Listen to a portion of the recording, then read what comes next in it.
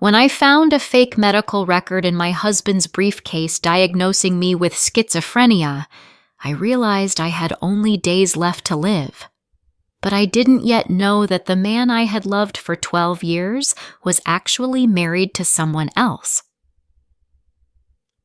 My name is Olivia Hunter. I'm 32 years old, and I live in a beautiful house with blue shutters in a quiet suburb of Dallas, Gage, Texas. From the outside, my life looked like the American dream, a manicured garden with white roses blooming year-round, a handsome husband, and the role of a homemaker I'd taken pride in for the past 12 years. My husband, Daniel Hunter, 36, works as a regional manager for a major IT company. Tall, with neatly styled dark hair and a charming smile that instantly wins people over. Early in our marriage, I considered myself incredibly lucky. Daniel was gallant, ambitious, and always knew how to charm those around him. When friends came over, they'd always say, "Olivia, you're so lucky to have Daniel.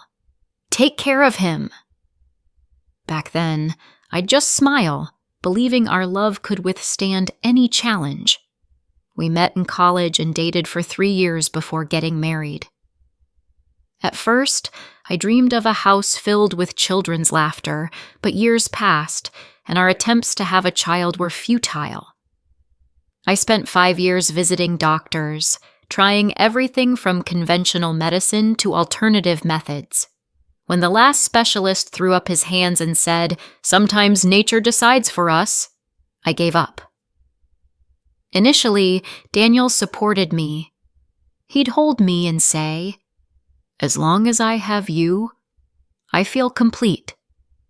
But I still remember him standing by the window, silently watching the neighbors' kids in the yard. There was a longing in his eyes he never voiced, and it broke my heart. Everything changed after my parents' deaths. My father died of a heart attack, and 4 months later, my mother couldn't bear it and passed away too. Their loss left me hollow, but it also made me the sole heir to the family business, a small but profitable consulting firm, along with several commercial properties and substantial savings. Suddenly, we had money for a luxurious lifestyle. We moved into our current home, bought a new Lexus, and started traveling 2 or 3 times a year to the Bahamas, California, Florida.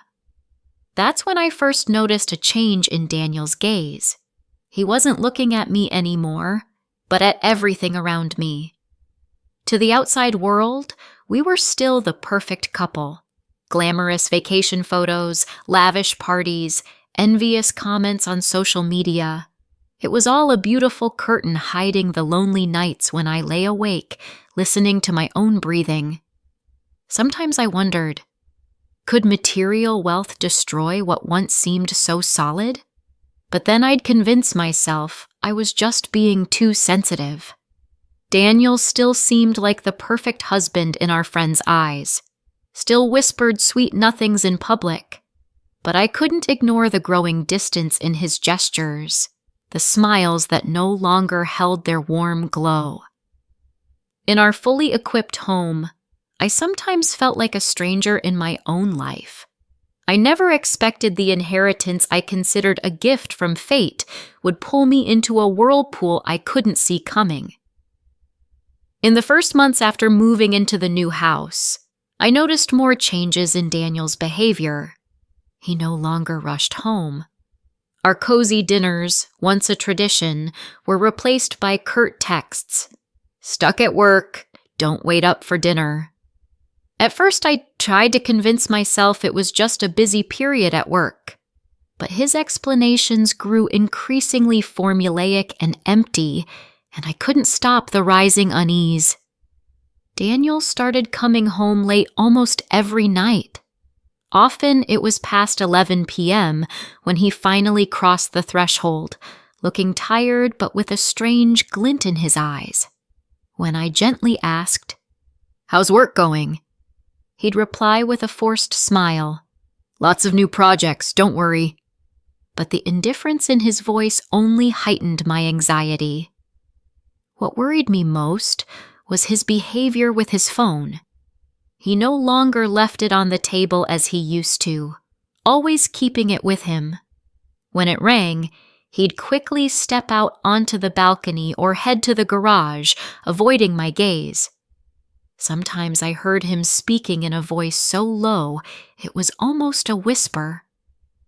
He used to share everything with me. Work calls, even casual chats with colleagues. Once, when I stepped onto the balcony unexpectedly, he hurriedly ended a call and acted like everything was fine. "Just a client. Big meeting tomorrow," he said. But I distinctly heard a woman's voice on the other end. Soft. Laughing. It didn't sound like any client he'd ever mentioned. Daniel also stopped showing me the monthly credit card statements as he had before. When I asked, "Can you share them so I can track our expenses?" he snapped back, "I'll handle it myself. I don't want to mix things up with the corporate card. Too much hassle." A flicker of irritation crossed his face, which stunned me. It was the first time in our marriage he seemed annoyed by my question about finances, something we'd always agreed to be fully transparent about. I started feeling lost in my own home. Long evenings alone in the living room, watching the lights of passing cars, wondering, is Daniel still the man who vowed to be with me forever? I kept telling myself to trust him, to give him time. But night after night, doubts grew inside me like a dark cloud I couldn't dispel. One weekend, Daniel unexpectedly invited me to a corporate event, something he hadn't mentioned as often as he used to. The atmosphere sparkled with golden lights and soft music. Daniel laughed and chatted with everyone, as if nothing was wrong. I tried to blend in, convincing myself to let go of my suspicions. But while standing alone by the wine bar, I overheard a conversation between Daniel and a colleague. Daniel leaned in, lowering his voice. "The Houston project is almost done. After that, I'll have more freedom." The colleague chuckled quietly. "You're really careful with this. No loose ends?" Daniel took a sip of wine, a flicker of something, worry or excitement in his eyes. "Don't worry, it's all under control." Houston? I'd never heard Daniel mention any project there. That city is 240 miles from Dallas, not a place he typically worked. My heart raced as I tried to suppress the wave of anxiety rising within me. I couldn't move. That night, on the drive home, Daniel held my hand. The same tender husband everyone admired. But I no longer felt warmth in that hand, and I knew the doubts in my heart could no longer be ignored. I thought I was calm enough to handle Daniel's changes, but then my best friend Jessica called, and it ignited a fire of suspicion I'd been trying so hard to extinguish. Jessica had been my friend since college, and now worked at a PR agency in Austin. That day, as I set down my coffee cup, my phone rang. Her voice sounded hesitant but filled with concern. "Olivia, I need to tell you something. I was on a business trip in Houston last week. I'm not entirely sure, but I saw Daniel." I froze, gripping the phone tightly. "What did you say?" I kept telling myself I might be mistaken, but it was definitely Daniel. He was sitting in a small cafe near the bus station with a blonde, younger than you. They looked close. I don't want to jump to conclusions, but it didn't look right. My throat tightened, my heart pounding so hard it felt like it might burst. I forced myself to stay calm and thanked Jessica for telling me. That night, I sat by the window, staring at the peaceful night sky while turmoil raged in my heart. So many questions flooded my mind. Who was that woman? Why was Daniel hiding this from me? And why did everything seem to align with the signs I'd been noticing all along? 3 days later, Daniel came home earlier than usual. His face was unusually bright as he walked in. Before I could say anything, he spoke. "I think we need some time just for the two of us. Let's go to New Orleans for the weekend. I've already booked a hotel by the river. We can rekindle things. What do you say?" I was stunned. Daniel had been using work as an excuse to avoid intimate moments for over a year. This sudden offer filled me with both joy and unease. I tried to mask my anxiety with a calm expression. "Do you really mean it?" Daniel hugged me, pressing his cheek to my hair. His voice was warm, but somehow I felt a chill. "I love you, Olivia. That's all you need to remember." His gaze was deep as he looked at me, but somehow I saw something in it that felt like a goodbye. The night before the trip, I couldn't sleep. When Daniel finally drifted off, I sat quietly in the dim light. Something urged me to open his briefcase, the one he always kept close. I didn't intend to invade my husband's privacy, but something inside pushed me to seek the truth. Inside, alongside his laptop and notepad, I found a thick folder with a pale blue cover. My hand trembled as I pulled it out. "Dallas Mental Health Center, medical record." The printed words on the cover stunned me. My heart pounded as I flipped through the first few pages. Complex medical terms and confusing charts with red annotations filled the file, none of which I understood. But one section caught my eye. It had my name. Olivia Hunter, preliminary assessment, symptoms consistent with paranoid disorder. My vision blurred, and I didn't dare read further. My hands folded the folder and placed it back exactly as it was. I sank to the bedroom floor, tears streaming down my face, but I didn't dare make a sound. Suddenly, memories flashed through my mind. Daniel's distant gaze, the late nights, the mysterious calls, his earlier words. "That's all you need to remember. I love you." I no longer knew what was true or false. The New Orleans trip? Was it really just a getaway to heal, or the start of something far worse than I could imagine? The drive to New Orleans began under soft morning sunlight, but the atmosphere in the car was unusually heavy. Daniel drove, eyes fixed on the road, but he couldn't hide his tension. He kept glancing in the rearview mirror so often that I had to ask, "Is something wrong? Is someone following us?" Daniel let out a forced laugh, not turning to me. "Nothing. Probably just tired and a bit nervous. Don't worry." But that laugh no longer reassured me. During the drive, he took several calls, speaking so quietly I could barely hear him. His hands gripped the steering wheel until his knuckles turned white. I sat beside him in silence, listening to my racing heartbeat. Every passing minute only deepened my anxiety.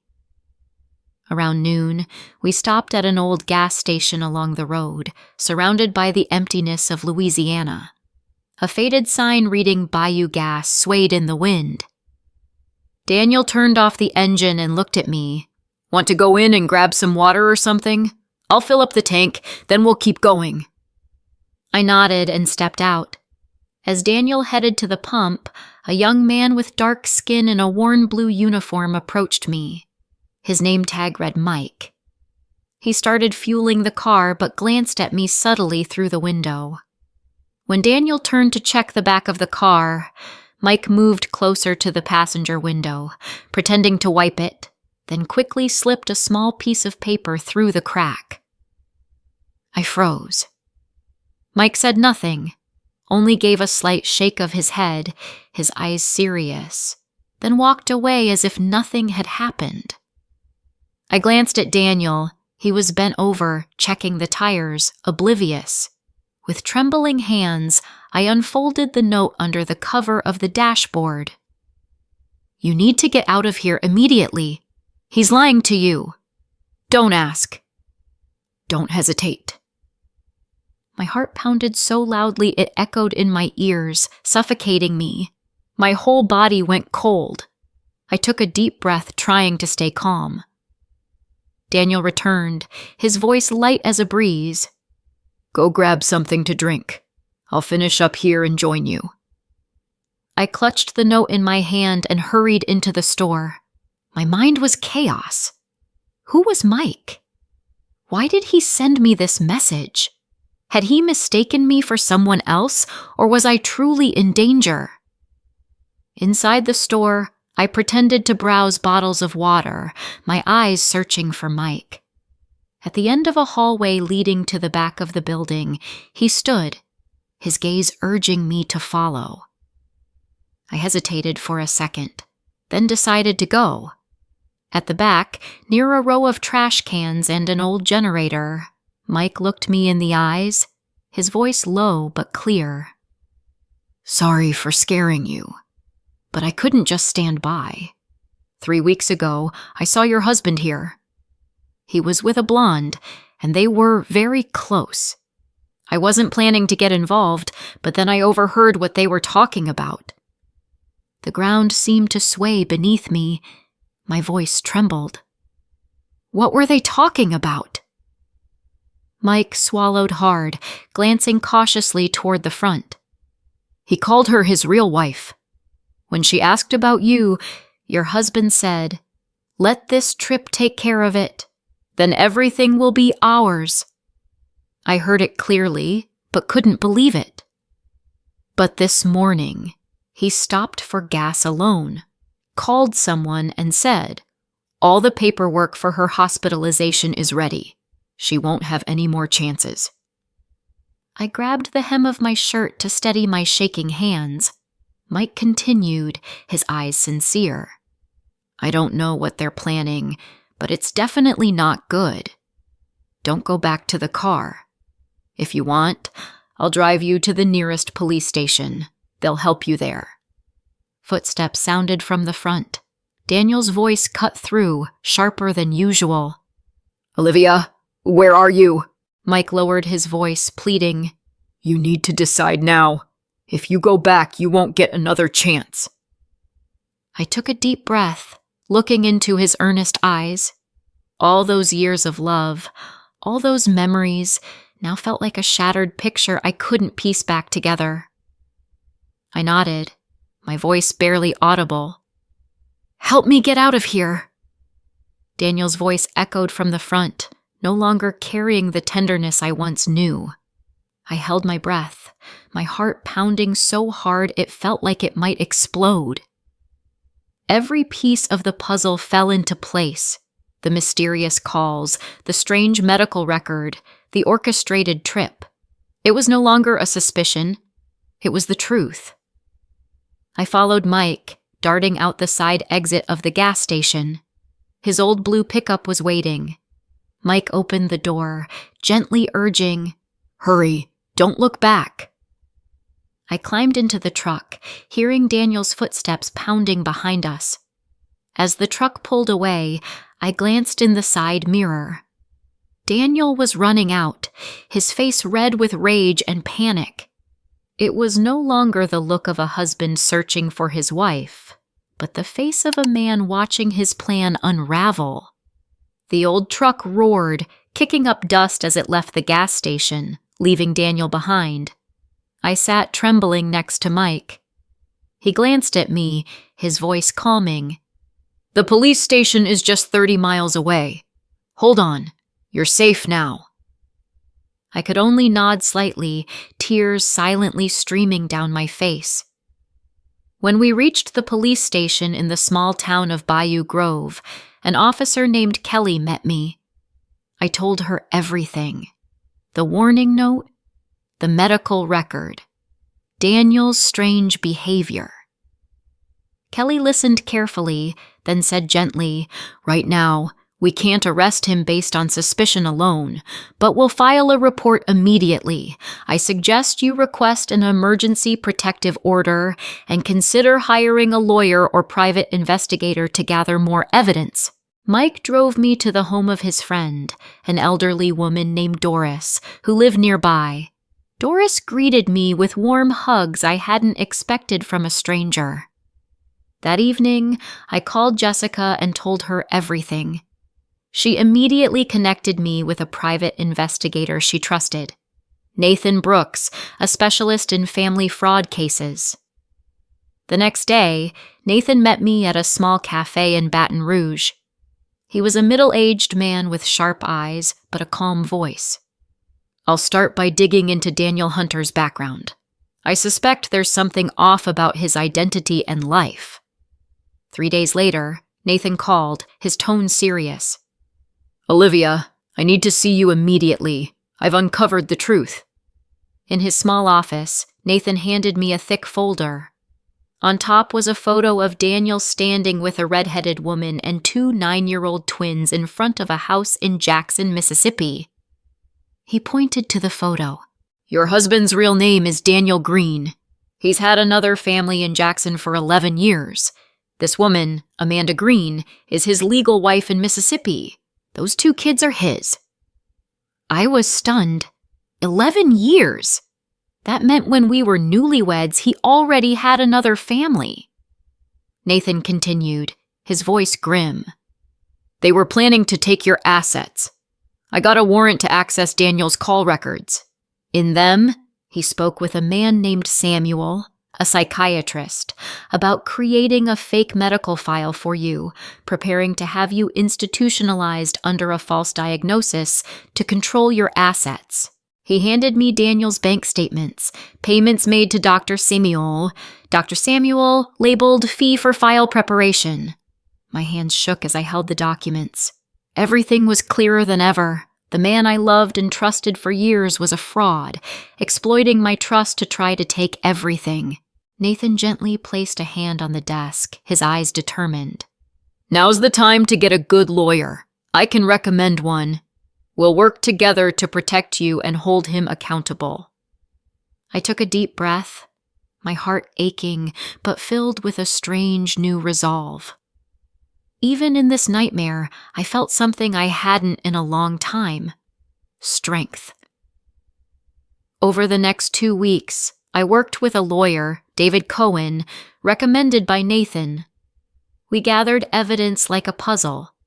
Bank transfers, call records, photos of his second family, the fake medical documents. David was methodical and careful. In his office, lined with legal books, he spread the documents across the table. We can charge him with fraud, document forgery, and attempted illegal asset seizure. But the priority is protecting your assets now. He helped me freeze all joint accounts and transfer my inheritance to new, secure accounts. Each step was a painful reminder of how deeply I'd been deceived. Meanwhile, Daniel tried contacting me. His calls started with desperate apologies. Olivia, please let me explain. I can fix this. But when I didn't respond, his tone grew threatening. You can't hide forever. We can settle this peacefully. I changed my phone number and temporarily moved to an apartment under a different name in Baton Rouge. Doris, the kind woman who first took me in, became an unexpected pillar of support. She cooked me soup and sat with me during quiet evenings when I couldn't sleep. 3 weeks later, Nathan called with news. Olivia, we got him. The police arrested Daniel this morning. Amanda Green, his real wife, also filed a lawsuit against him. Turns out, he stole from her family, too. I felt a strange mix of relief and emptiness. The man I loved never existed. Daniel Hunter was just a mask worn by a con man. But what struck me most was a call from Amanda Green. Her voice trembled with anger and pain. I know you're his victim, too. I need to apologize to you. I knew you existed but thought you were just a mistress who didn't know about us." We met at a small cafe in New Orleans. Amanda was a beautiful woman with tired eyes, her 2 children patiently waiting at a nearby table. "He told me you were mentally ill and that he married you out of pity," she said, tears streaming down her cheeks. "I was a fool to believe him. But when I saw all those documents, I realized we were both deceived." We spent 2 hours sharing stories of how Daniel manipulated our lives. Amanda told me he'd disappear for weeks, claiming he was working on special projects. Those projects, it turned out, were his life with me. "You know what hurts the most?" she asked. "He made me believe I was crazy for asking questions, just like he did to you." The trial took place 2 months later. Daniel sat at the defendant's table in an orange jumpsuit, his usually perfect hair disheveled. When he saw me, his eyes filled with something. Regret, or perhaps just fear. I testified, recounting everything: the fake medical record, the hospitalization plans, how he systematically isolated me from friends and family. My voice was steady, though I trembled inside. Amanda also testified about how he deceived her, using money stolen from me to support their family. The judge sentenced Daniel to 8 years in prison for fraud, document forgery, and bigamy. When the verdict was read, I didn't feel satisfaction, just deep exhaustion and a strange sense of freedom. It's been 6 months since my life collapsed and began rebuilding. I've returned to Dallas, but to a different home, a small cottage with a garden where I grow tomatoes and lavender. Doris visits me every month. Mike, who saved my life, became an unexpected friend. He sent me a photo from the new gas station where he now works with a note. Heroes sometimes show up in the most unexpected places. Amanda and I stay in touch. Our children could have been siblings if we'd had kids with the same man. Instead, we've become sisters in pain and healing. Jessica helped me find a therapist, Dr. Susan Lee, who specializes in helping victims of psychological abuse. In her cozy office, I'm learning to trust my instincts again. "Your intuition was always right," she says. "Daniel just taught you to doubt yourself. Now we'll bring that confidence back." I've also started volunteering at a local women's shelter, helping other victims of domestic abuse. Every story I hear reminds me I'm not alone. The strangest thing, I no longer feel anger toward Daniel, only pity for a man so empty inside that he had to steal others' lives to feel whole. Recently, I received a letter from him in prison. He wrote, "Olivia, I know I don't deserve forgiveness, but I want you to know, my love for you was the only real thing in all this deception." I burned the letter before finishing it. Some chapters of life must stay closed forever. This morning, I woke to sunlight streaming through lace curtains. My new home has no expensive paintings or lavish furniture, but it has something the house with blue shutters never did: peace. I'm planning to start a small consulting business, using my parents' inheritance the way they would have wanted, to help others. Maybe I'll specialize in supporting women-owned small businesses. Sometimes I wonder what my life would have been if I'd never found that medical record. Would I be in a psychiatric hospital now, labeled insane, while Daniel spent my inheritance on his real family? But then I look at my steady hands, at my reflection in the mirror, a woman who survived, and I know I'm exactly where I'm meant to be. My story isn't just about being deceived. It's about finding the strength to save myself when all seemed lost. It's about a woman's intuition being her greatest protector, even when the world tries to convince her otherwise. Though the scars of this betrayal will never fully fade, they've become part of my story. The story of how Olivia Hunter died in that house with blue shutters, and from the ashes rose just Olivia, a woman who will never again let anyone make her doubt her own truth. Every day, I'm grateful for a stranger named Mike who risked everything to warn me of danger. Heroes do appear in the most unexpected places, sometimes wearing a gas station attendant's blue uniform and having the courage to stand up for a stranger. My new life is just beginning, and this time, I'll be its sole author. Did you like the story? Write your opinion in the comments. Don't forget to subscribe to the channel and turn on notifications so you don't miss the next interesting story. See you tomorrow.